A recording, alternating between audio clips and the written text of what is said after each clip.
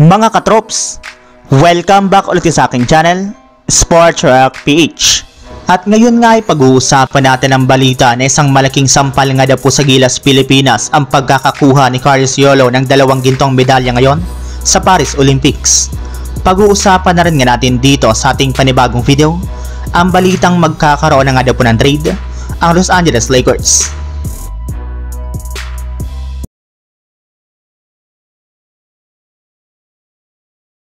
Nagtrending ulit nga po mga katrop sa social media si Carlos Yolo at pinag-usapan na nga po siya dito matapos niyang makuha ang kanyang pangalawang gintong medalya para sa Pilipinas ngayon sa Paris Olympics.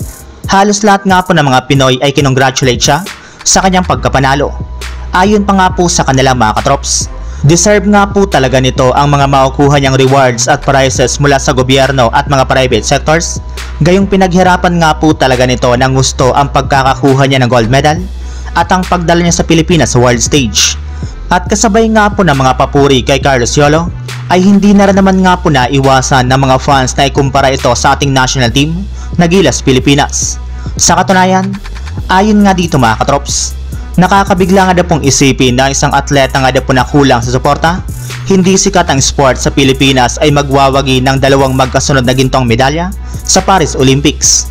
At ang maganda pa dyan ay isa nga pong pure na Pinoy si Carlos Yolo. Hindi katulad sa Gilas, Pilipinas na kahit binigyan na nga po ng mga naturalized player, sagana pa ang suporta, at sikat ang basketball sa Pilipinas ay hindi man makapasok sa Olympics, at kung makapasok man nga po sila dito ay matatambakan lamang nga po sila ng kanilang kalaban. Samantala, punta naman tayo sa ating sunod na pag-uusapan sa balitang magkakaroon na nga daw po ng trade ang Los Angeles Lakers. Naibalita na nga po mga katrops ni Brian Windhorst ng ESPN ng mga nagdaang linggo na sinisigurado nga po niya na makakagawa pa rin ng trade ang Los Angeles Lakers. Sa katunayan, posible nga po na makuha pa nila ang isa sa kanilang mga target na big man ngayong taon na si Jonas Valanciunas. Ngunit dahil nga po mga katrops kakapirma pala nga po nito ng kontrata sa Washington Wizards, ay kakailanganin pa nga po ng Lakers na maghintay ng at least December 15 bago nila ito makuha ulit sa isang trade. Kaya kailangan nga po nila Pelinka na maghintay ng matagal para sa kanilang target na center. Subalit ayon nga po sa kalalabas pa lang na balita, ayaw rin naman nga po ni JJ Redick na maghintay para kay Jonas Valanciunas, since mas gusto nga po niya na makakuha agad ng bagong center sa lalong madaling panahon ngayong offseason. Kaya kahit ano man nga po ang mangyari ay gagawa talaga sila dito ng trade bago pa man magsimula ang 2024 to 2025 NBA season. Pero hindi rin naman nga po ibig sabihin ito na nakakalimutan na nga po nila si Jonas Valanciunas.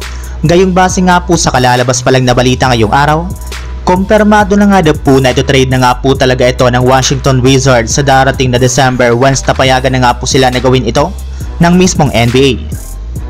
So yun lang mga katrops, ang handog kong story ngayong araw.